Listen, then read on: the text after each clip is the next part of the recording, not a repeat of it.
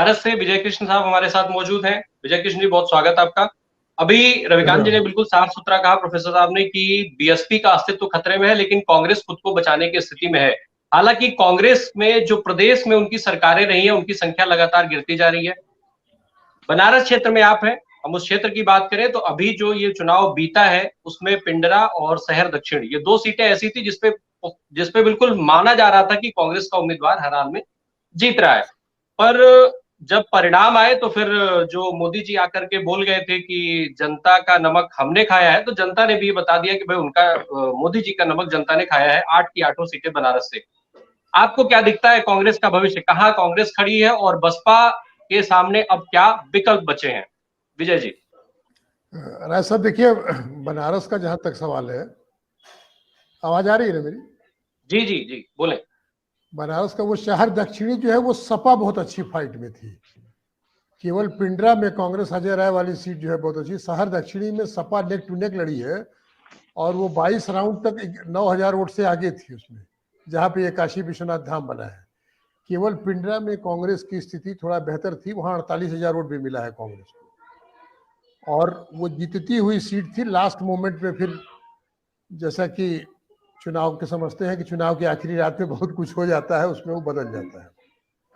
अब रही बात कांग्रेस और बसपा के भविष्य की, तो अभी प्रोफेसर रविकांत जी ने जो बसपा के बारे में अभी जो अपना विश्लेषण दिया, तो मैं एक चीज से थोड़ा सा मैं नहीं, अभी ये मैं समझता हूँ कि ये रिसर्च की बात है कि बसपा के जो वोटर हैं कोर, वो बीजेपी में, जैसा रविकांत जी ने कहा कि वो शिफ्ट हुए, ये एक बड़ी आश्चर्य की बात है। इवन जाटो वोट भी बीजेपी की तरफ गए, तो क्या ये स्वतः स्फूर्त होकर बीजेपी की तरफ चले गए या बसपा पूरी मैनेज हो गई? क्योंकि इस तरह का भी सवाल बहुत सारा है कि जैसे उनकी जो निष्क्रियता थी, मतलब यहाँ तक मैं बताऊं आपको, राजनीतिक गलियारे में यहाँ तक परसेप्शन था बनारस में कि बसपा की लिस्ट भी भाजपा के मुख्यालय में बनी थी। कितनी सच्चाई है मैं नहीं जानता, लेकिन ये परसेप्शन बना कि बसपा के उम्मीदवारों की लिस्ट भी भाजपा के हेडक्वार्टर में बनती थी। और ऐसे बहुत जगह है जहां सपा हारी है, थोड़े थोड़े ही मार्जिन से जहां सपा हारी है, उसमें बसपा का बहुत बड़ा रोल है। तो आखिर ये देखना पड़ेगा कि ऐसी वो कौन सी परिस्थिति आ गई कि अचानक मायावती जी इतनी निष्क्रिय हो गई। अब मैं प्रोफेसर रविकांत जी, मैं एक चीज आपका ध्यान आकृष्ट करना चाहूंगा कि आज से 20-25 साल पहले बनारस के बगल में एक सैयद राजा जगह है, तो हम लोग और कुछ बीएचयू के प्रोफेसर्स थे, हम लोग एक चुनावी रैली को कवर करने गए थे, ऐसे ही असेसमेंट करने गए थे। तो बसपा का जुलूस जा रहा था और वो दलित बस्ती के 50 ट्रैक्टर पे जिन बच्चों का हुजूम था और जो उनके में गजब का उत्साह दिखाई दे रहा था, मुझे लगता है कि वो दलित चेतना का ऐसा ज्वार मैंने कभी देखा नहीं था। और आज वहां से चल के इतना पराभव क्यों हुआ, ये अपने आप में एक बहुत बड़ी मिस्ट्री है। और हमको याद है बीएचयू के पॉलिटिकल साइंस के एक प्रोफेसर थे, वो बसपा से नहीं रिलेटेड थे, वो दूसरी पार्टी से थे, लेकिन उन्होंने वहां पे हमसे कहा कि देखो, आज हिंदुस्तान की डेमोक्रेसी जो ग्रास रूट पे इतनी फल फूल रही है, देख के तबीयत अंदर से खुश हो रही है। मतलब उस चेतना का उभार जो हमने देखा था, आज तक वो मेरे परिदृश्य पे है, करीब 25 साल पहले की ये घटना है। और अचानक ऐसा क्या हो गया है कि वो पूरी ऐसी तरफ शिफ्ट हो रही है जिस पर मनुवादी होने का आरोप है, जिस पर यह है कि भारत के संविधान के प्रति आरएसएस की क्या धारणा है, उसमें उस दलित चेतना का क्या स्थान होगा। प्रोफेसर रविकांत जी शायद मेरी बातों को समझ रहे होंगे जिधर मैं इशारा कर रहा हूं। उसके बावजूद अगर वो शिफ्ट हुआ है बीजेपी में, तो ये अपने आप में बहुत ही शोध का विषय है। और राय साहब, रही कांग्रेस की बात जो आपने कहा, तो कांग्रेस के अभी हिंदुस्तान में अगर 1400 एमएलए बीजेपी के हैं, तो ठीक कहा रविकांत जी ने कि कांग्रेस अखिल भारतीय अभी 700 से ऊपर एमएलए है। और जो कांग्रेस का इस चुनाव में पराभव हुआ इतना बुरी तरह से, इसको केवल आप इस चुनाव से मत देखिए। अगर आप पृष्ठभूमि में जाइए, राजीव गांधी एरा के बाद खास तौर से 84 के बाद 86 से मैं मानता हूं कि राजीव गांधी के एरा में ही कांग्रेस का पराभव शुरू हो गया था। राम मंदिर का इशू जब शुरू हुआ उसके बाद ही कांग्रेस का डिक्लाइन धीरे धीरे धीरे धीरे होते होते आज इस स्थिति पे पहुंच गया। कांग्रेस की 2004 से लेके और 2009 में जो सरकार भी बनी उसमें भी कांग्रेस 272 नहीं पाई थी, उसमें भी कोलिजन गवर्नमेंट थी। तो ये पराभव होते होते हुए आज यहां तक जो कांग्रेस पहुंची है, तो मैं इसमें मानता हूं कि इसमें कहीं न कहीं कांग्रेस नेतृत्व की भारी कमजोरी रही है। कारण क्या है कि जो इश्यूज, जो नैरेटिव्स बीजेपी के द्वारा सेट किए गए, कांग्रेस ने मेरी नजर में बड़े बचकाने ढंग से उनको हैंडल किया है। जहां एक तरफ धर्म का इशू बीजेपी रेस करती थी, तो आप उसका जवाब दे रहे हैं कि राहुल गांधी जनेऊधारी हैं। मतलब क्या उससे वो निगेट हो जाएगा कि वो जनेऊधारी हैं, वो मंदिर में जाने लगे? मेरी एक कांग्रेस के प्रवक्ता से उधर 5-6 महीने पहले बात हो रही थी, तो मैंने कहा जब टीवी डिबेट होती है और जब सॉफ्ट हिंदुत्व की बात करते हैं जो तथाकथित एंकर हैं, जिस पर वो कांग्रेस को घेरने की कोशिश करते हैं, तो आप लोग उस पर क्यों बहस करने जाते हैं? धर्म किसी का निजी मामला है, उसमें सॉफ्ट और हार्ड हिंदुत्व क्या होता है? कोई हिंदू है तो है, उसमें सॉफ्ट हिंदुत्व क्या है? हम क्या कह देंगे कि आर्य समाजी जो है सॉफ्ट हिंदुत्व है, बाकी जो मूर्ति पूजक लोग हैं वो हार्ड हिंदुत्व है? ये कौन सी बहस चल रही है? और कांग्रेस का में कौन सा ऐसा इंटेलेक्चुअल फोरम है, मैं तो आज तक समझ ही नहीं पाया कि एआईसीसी के अंदर वो कौन सा इलेक्टोरल फोरम है जिस पर इस पर डिबेट होती हो, बहस होती हो, इस पर कोई रास्ता निकालता हो और अपने वर्कर्स को वो इस तरह से अपनी बात को रखे ताकि वो सड़क पे, चौराहे पे, गली में, दुकानों में, ड्राइंग रूम में उस बात को निगेट कर सके। वो तो डिफेंसिव हो जाते हैं। इसको बड़े ही सतही ढंग से कांग्रेस ने पूरे इश्यूज को, मैं मानता हूं, देखिए मैं किसी को लोकतंत्र में अपराजय नहीं मानता है। जैसे आज ये नैरेटिव मीडिया सेट करा है कि नरेंद्र मोदी अपराजय, ऐसा कुछ नहीं होता। 416 पाने के बाद राजीव गांधी 2 ही साल बाद अपराजय नहीं रह गए, तो आज कौन सी ऐसी बड़ी भारी चीज हो गई कि अपराजय हो गई? लेकिन इतनी हताशा, इतनी निराशा, ये मेरी समझ से परे है। क्योंकि पहले आप तो होमवर्क तो करिए। विजय जी, एक सवाल बसपा को लेकर के है कि बसपा की बात हो रही है कि वोट ट्रांसफर भाजपा की तरफ हो गया, जो बसपा के कोर वोटर्स थे वो भाजपा के साथ चले गए। इसके पहले जो गठबंधन हुए, चाहे वो 2017 में हुए हो, 2019 में हुए हो, चाहे वो कांग्रेस रही हो, बसपा रही हो या सपा रही हो, कोई भी पार्टी अभी तक जो अपने वोटर्स थे उनको ट्रांसफर कराती हुई नहीं दिखाई पड़ी। इस चुनाव में ऐसा क्या खास हो गया जिसकी वजह से बसपा के वोटर्स एकदम से भारतीय जनता पार्टी के साथ चले गए, या जो बसपा के वोटर्स थे आखिर उनमें बड़ी संख्या में वोटर्स समाजवादी पार्टी की तरफ ट्रांसफर क्यों नहीं हो पाए? इसका क्या कारण आपको लगता है कि जो बसपा थी वो अपने पूरे वोट ट्रांसफर करा पाई भारतीय जनता पार्टी के साथ? देखिए राय साहब, एक चीज बताएं आपसे, ये जो आप कह रहे थे ना कि बसपा जब भी किसी से अलायंस करती थी तो बसपा की एक खूबी थी कि उसकी लीडरशिप अपने वोट को ट्रांसफर करा देती थी। लेकिन 2019 के जब पार्लियामेंट इलेक्शन हुआ था, जो सपा के साथ गठबंधन था, उसमें भी बसपा का वोट सपा पे पूरी तरह ट्रांसफर नहीं हुआ था। सपा का वोट उसमें ट्रांसफर बसपा के साथ हुआ। और आप मार्क करिएगा कि उसमें सपा की सीटें ज्यादा आई, वो बसपा की सीटें ज्यादा आ गई थी, सपा की नहीं आई थी। ऐसा 2019 में हुआ था। और हम तो 2-1 सीटों का मेरे पास प्रमाण भी है, मैंने देखा भी है, वहां पे नहीं शिफ्ट हो पाया। और जो अब की बार आप कह रहे हैं कि ऐसा क्यों हुआ, तो अभी मैं थोड़ी देर पहले मैंने कहा भी था कि आखिर ये बसपा कैसे मैनेज हो गई है। मैं अपने गांव में गया तो वहां के कुछ दलित लड़कों ने बताया कि साहब हमारे मोबाइल पे मैसेज आया है बसपा हेडक्वार्टर से कि आप लोग बीजेपी को वोट करिए। मुझे लगता है वो मैसेज फेक होगा। मेरी अपनी ये फीलिंग है कि वो बसपा के हेडक्वार्टर से नहीं होगा, लेकिन इस तरह का उन्होंने मुझे दिखाया। मैंने खुद उन्होंने कहा कि साहब हम लोग को आया है कि आप भाजपा को वोट दीजिए। अब उसके पीछे की जो पूरी कहानी है, उसमें बहुत डिटेल में जाने की जरूरत नहीं है, वो क्यों मैनेज हो गई, कैसे हो गई, क्या ईडी का उसमें रोल है, क्या सीबीआई का रोल है, बहुत सारे फैक्टर हैं उसमें। लेकिन इतना निश्चित है कि बसपा मैनेज हुई है।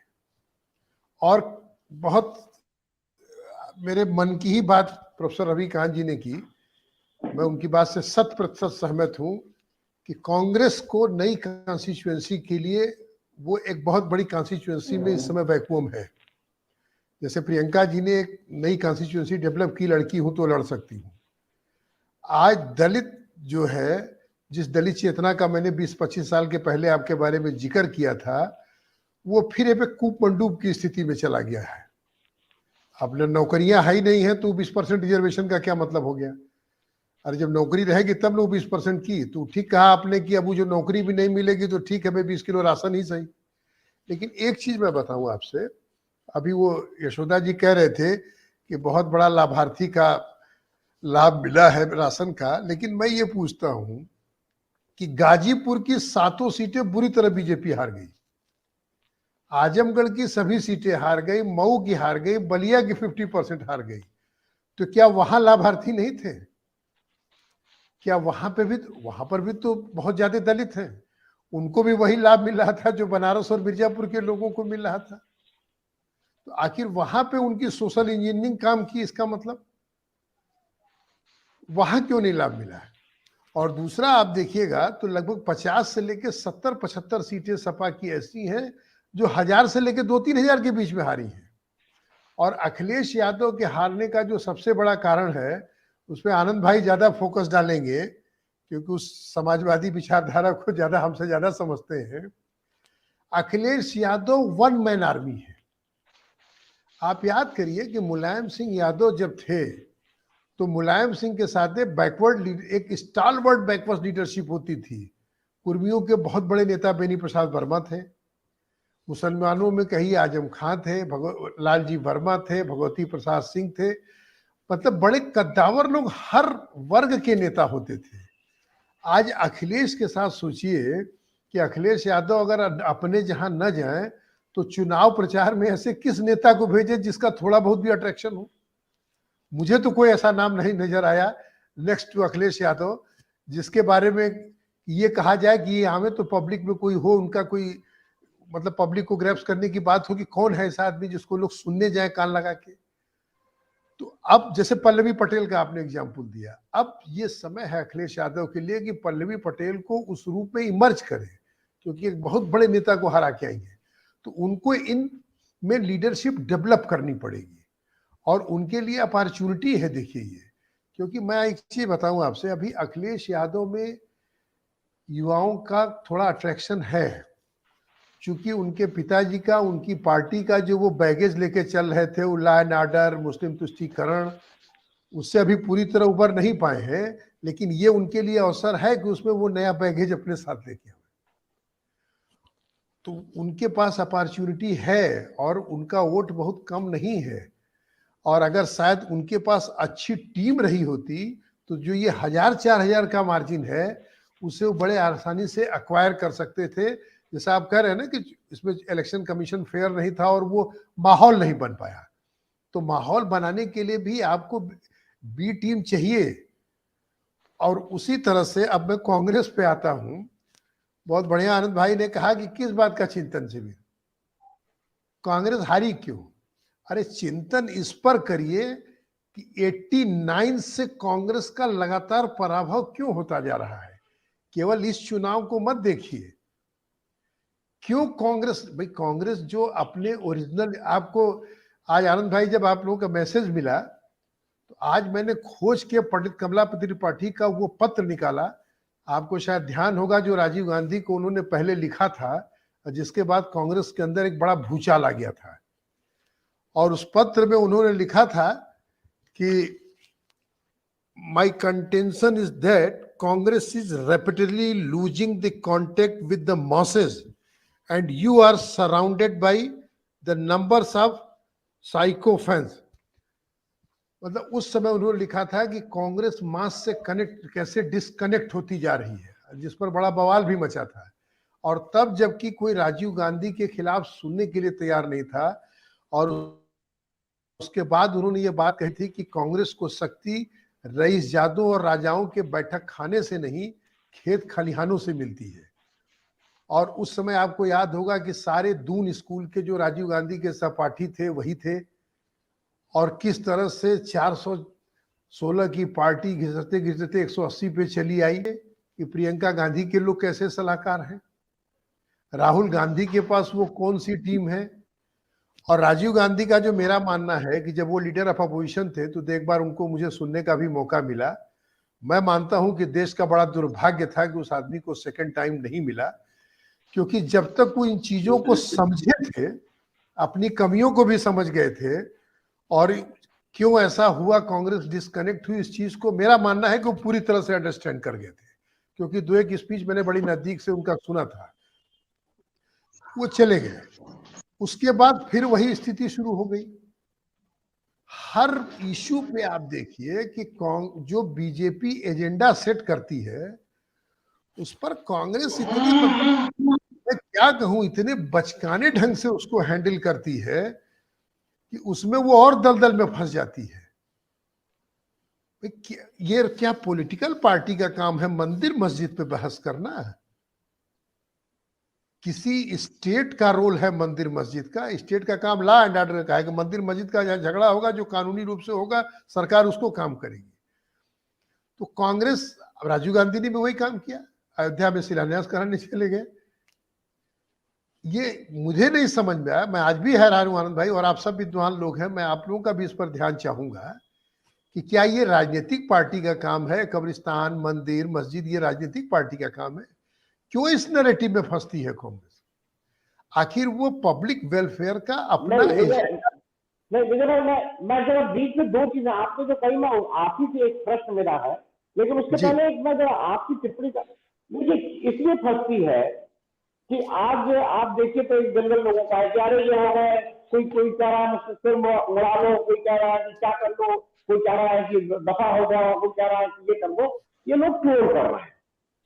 अब आप मुझे ये बताइए, जो इश्यूज हम लोग पिछले 6-8 महीने से, आप भी थे, प्रोफेसर रविकांत भी थे, वो इश्यूज हम लोग क्या उठा रहे थे? हम लोग इश्यूज उठा रहे थे बेरोजगारी, इश्यूज उठा रहे थे महंगाई, इश्यूज उठा रहे थे छोटा जानवर, इश्यूज उठा रहे थे किसान, इश्यूज उठा रहे थे कोरोना मिसमैनेजमेंट। क्या वो इश्यू सॉल्व हो गए? क्योंकि अगर आज इस देश में लोग कब्रिस्तान और शमशान पे ही वोट दे रहे हैं, तो मतलब मैं उसमें कोई बहुत, मैं ये नहीं कहता आप कोई दूसरा किसी ने वोट दिया, मैं क्योंकि मैं इसलिए ये कह रहा हूं कि कोई भी अगर पावर पॉलिटिक्स में है, मैं आपकी बात से बिल्कुल वो हूं कि दूसरे का नेरेटिव पे आपको नहीं खेलना चाहिए, आपको अपना नेरेटिव बनाना चाहिए। प्रियंका गांधी ने अपना नेरेटिव अच्छा सेट किया था, इसमें कहीं कोई दो राय नहीं। और मैं उसी से रेफरेंस से आपसे मेरा जो प्रश्न है वो जरा मैं समझ लूं। मेरी सूचना के अनुसार, आप जैसे ही मेरे और भी मित्र हैं बनारस, आप भी कई मित्रों को आप भी जानते हैं, कॉमन मित्र हैं, क्या कहना यह है कि बनारस दक्षिणी में अंतिम समय तक हमारे जो मंत्री जी थे बीजेपी के, वो हार रहे। लास्ट के 1-2 राउंड में इन लोगों के आगे वहां पे ये हुआ है, FIR हुए हैं, लोग अरेस्ट हुए हैं, और वो अज्ञात लोगों के नाम से FIR है, जिससे अगर अभी कोई मुंह खोलेगा तो उसको भी अंदर डाला जाएगा। और जब ये हमारे जो कैंडिडेट जो हारे हैं विपक्ष के सपा के, उन्होंने अखिलेश यादव जी से कहा कि भाई ऐसे ऐसे हुआ है मेरे साथ और इसको कुछ धरना प्रदर्शन करना चाहिए, तो अखिलेश यादव, देखिए अखिलेश यादव की सबसे मुश्किल बात यह है कि वो धरना प्रदर्शन करने से घबराते हैं, वो सड़क पे निकलने से घबराते हैं, क्योंकि उनको ये लगता है ना कि पिता का एक बड़ा वो मिला, मैंने अच्छा चलाया, उसको कहीं भी जुड़ाए नहीं। लेकिन बाई डिफॉल्ट आप इस देश के यार एक प्रदेश के चीफ मिनिस्टर नहीं बन सकते। अगर राहुल गांधी को ये लगता है कि मोदी जी से लोग दुखी होकर एक दिन तो ऐसा आएगा 5 साल 10 साल 20 साल बाद, जब लोग बीजेपी से दुखी हो जाएंगे और मुझे प्राइम मिनिस्टर बना देंगे, तो ऐसा नहीं होगा। आप जितना भी कह लीजिए आम आदमी पार्टी को, खबर आप जितना भी कह लें, आम आदमी पार्टी पिछले 10 साल से ज्यादा से पंजाब में काम कर रही है भाई, तब वो यहां तक पहुंची। बीएसपी की बात में एक छोटी सी बात आपको कहकर फिर मैं जरा आपसे समझूंगा। जैसे बीएसपी कहा जा रहा है ना, खत्म हो गई खत्म हो गई खत्म हो गई, ये बार बार आ रहा है। बीएसपी आपके नॉलेज के लिए मैं बता दूं कि बीएसपी 0 की 1 सीट पंजाब में लाई है, उत्तराखंड में बीएसपी 1 की 2 लाई है, ये मैं फिगर इसलिए दे रहा हूं कि बीएसपी का एक ऑल इंडिया फुटप्रिंट है। अब वो वहां पे भी नेतृत्व की दिक्कत है, वहां पे भी नेतृत्व की दिक्कत यह है कि जो मायावती जी हैं वो संभव वो ओपनली अपने नेतृत्व को मोटिवेट करके गैल्वेनाइज नहीं कर पाती हैं। उनको वही सतीश मिश्रा जी अपने नेता लगते हैं, जो कि सतीश मिश्रा जी बहुत अच्छे लॉयर हो सकते हैं, बहुत अच्छे मैनेजर हो सकते हैं, लेकिन नेता में कुछ लीडरशिप के गुण होने चाहिए, वो नहीं है। तो विजय जी, मेरा जो मूल प्रश्न आपसे है कि ऐसा केवल बनारस दक्षिणी में नहीं हुआ है, और भी सीटों में हुआ है, उसके डिटेल्स में मैं नहीं जाऊंगा, लेकिन अगर अखिलेश यादव भी लड़ने को नहीं तैयार है तो फिर कौन लड़ेगा? एकदम बिल्कुल सही आपने कहा है बात आनंद भाई। मैं जो कह रहा था ना कि आपने जो पहला सवाल उठाया कि कांग्रेस ने मुद्दे तो बहुत अच्छे उठाए लेकिन कब्रिस्तान सब साल पे, तो देखिए ये मुद्दे उठाए उन्होंने, लेकिन सवाल ये कि कांग्रेस की मशीनरी कहाँ थी। कोई नैरेटिव जब सेट होता है तो केवल चुनाव के टाइम में मुद्दों को नैरेटिव को सेट करने से नहीं होता है। जहां बीजेपी 365 दिन 24x7 चुनावी मोड में रहती है, उसके वर्कर्स रहते हैं, तो पब्लिक परसेप्शन बनाने में अब रोज का काम है ये। भाई आप डेली जो है उसी पर बहस होती है ड्राइंग रूम में लोगों की, चाय की दुकानों पे, और वो डेली वो होता है, तो उसमें केवल चुनाव के टाइम में आपने कोई बहुत अच्छा नैरेटिव सेट किया तो उसका असर हो नहीं पाता है। उसके लिए आपकी मशीनरी चाहिए। मशीनरी होने के को एक्टिवेट करने के लिए आपके पास थिंक टैंक चाहिए। आप स्टालवर्ड सलाहकार हुआ करते थे, उनके पास भी एक से एक बड़े बड़े सलाहकार रहते थे। और आज जैसे आप सोचिए कि राहुल गांधी हो चाहे प्रियंका गांधी हो, आप जरा बताइए किसी एक का नाम बता दीजिए जिसको आप ये कह सकते हैं कि कोई बहुत बड़े एकेडमिशियन है, कोई बहुत बड़े वो है जो उनके सलाहकार हो। हम लोग यहाँ कई प्लेटफॉर्म पे बनारस में, एक बार मैंने कुछ लोग, कैसे बहुत सारे इंटेलेक्चुअल्स थे, उसमें कांग्रेस के भी कुछ लोग थे, तो मैंने कहा कि आपने कभी अपनी स्वॉट एनालिसिस की है? बोले ये क्या होता है? तो मैंने कहा स्वॉट में भाई यस करिए कि आपकी स्ट्रेंथ क्या है, डब्ल्यू में करिए कि आपकी वीकनेस क्या है, फिर ओ में करिए कि अपॉर्चुनिटी क्या है, टी से करिए थ्रेट क्या है। कभी आपने इन चारों चीजों पे चिंतन किया आपने? बोले ये तो हम लोगों ने सुना ही नहीं है। तो आपने अभी कहा ना कि किस बात का चिंतन, तो चिंतन में यही होगा, देखिएगा जो कल CWC में हुआ।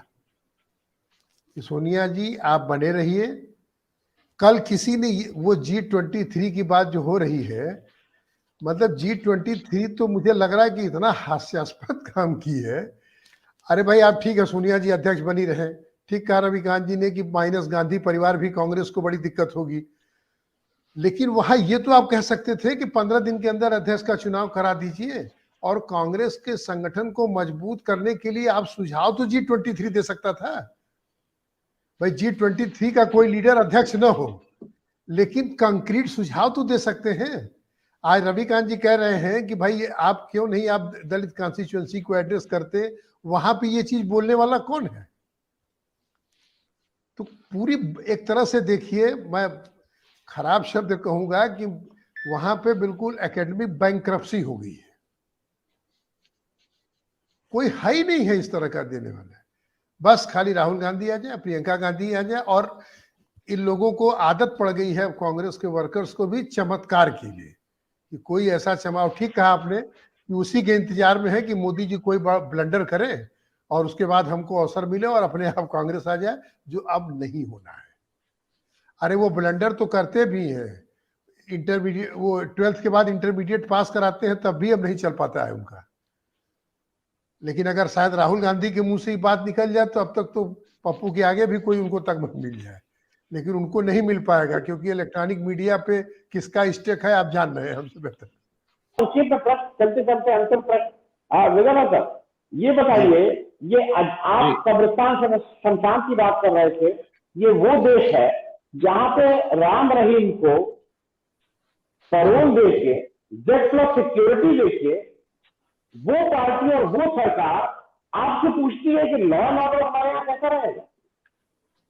मतलब, और ये लोग मतलब यहाँ पे लोग आके ट्रोल कर रहे हैं कि हम लोग देशद्रोही हैं। एक रेपिस्ट, बलात्कारी को जिसको सजा मिली हुई है, जो एक मर्डरर को जिससे हत्या की हुई है, उसको ये सरकार फरोन देती है, उसको डेप्थ ऑफ सिक्योरिटी देती है, और पूछती है हमसे और आपसे है कि ये लॉ एंड ऑर्डर, ये लॉ एंड ऑर्डर की बात करती है, और मुझे और आपको कहती है कि ये लोग एजेंडा चलाते हैं। मुझे लगता है इससे जरा मैं आपकी अंतिम जल्दी से टिप्पणी लेके वही बात आनंद भाई, फिर मैंने आपसे कहा कि मशीनरी ही नहीं है इसको प्रोपोगेट करने की। इलेक्ट्रॉनिक मीडिया जो है इस चीज को नहीं हाईलाइट करेगा कभी, लेकिन जो संगठन है जो कांग्रेस का वो इतना लचर है। और ठीक कहा प्रोफेसर साहब ने कि आज अखिलेश अगर उत्तर प्रदेश में स्टे करते, हर जिले में डेली दौरा करते, राम रहीम के ही इशू को अगर 50 बार प्रेस कॉन्फ्रेंस में करके हर जिलों में कहते तो ये नैरेटिव सेट हो जाता है। लेकिन न खुद में भी वो चीज नहीं है लड़ने का मानता, मतलब वो क्यों दिल्ली जाना। भाई देखिए, कुल मिला के अखिलेश यादव की पार्टी क्षेत्रीय पार्टी है, वो नेशनल पार्टी तो है नहीं, तो वो दिल्ली क्यों जा रहे हैं? वो तो उत्तर प्रदेश की पार्टी है। तो उत्तर प्रदेश में न रह के वो जहां है नहीं वहां वो जा रहे हैं, मतलब इतना गैर राजनीतिक निर्णय उनका, ये मेरी समझ से परे है। तो जो आप जिस इशू की तरफ ध्यान दिला रहे हैं, मतलब जितनी बार आपने इसको अपने चैनल पे कहा होगा, उसका मुझे लगता है कि 1/4 भी किसी पॉलिटिकल पार्टी ने राम रहीम का मुद्दा नहीं उठाया। मैंने तो नहीं सुना किसी से, इवन पब्लिक मीटिंग से भी किसी नेता ने नहीं इसको बोला कि भाई किस बुलडोजर और लॉ एंड ऑर्डर की बात योगी जी करते हैं, राम रहीम वाले पार्टी को सपोर्ट करने वाले, ये किसी ने नहीं कहा। तो वो जो है कि देखिए नैरेटिव, मैंने कहा ना कि केवल चुनाव में अगर पॉलिटिकल पार्टी चाहती हैं कि आके सेट कर दें, तो अब वो होने वाला नहीं है। जिस तरीके से बीजेपी 365 दिन कोई न कोई शिकूफा छोड़ के और पब्लिक को उसमें भरमाए रखना चाहती है, तो उसका जवाब देने के लिए 365 दिन आपको अपने कैडर को तैयार करके पब्लिक के बीच में भेजना होगा उसको निगेट करने के लिए, तब जाके इनसे लड़ाई लड़नी होगी। अदरवाइज तो फिर जो रिजल्ट है यही आता रहेगा। और एक चीज अंत में ये भी कहूंगा ना कि जैसे जीत की आदत हो जाती है ना, तो कभी कभी किसी को आनंद भाई हार की भी आदत पड़ जाती है, तो फिर वो उसी में हो जाता है, वो नींद की गोली की तरह उसमें ही उसको आनंद रहता है। तो उससे फिर अगर वो नहीं निकलेंगे तो वही हार की आदत पे पड़े रह जाएंगे, और देश के लोकतंत्र का तो फिर भगवान मालिक है।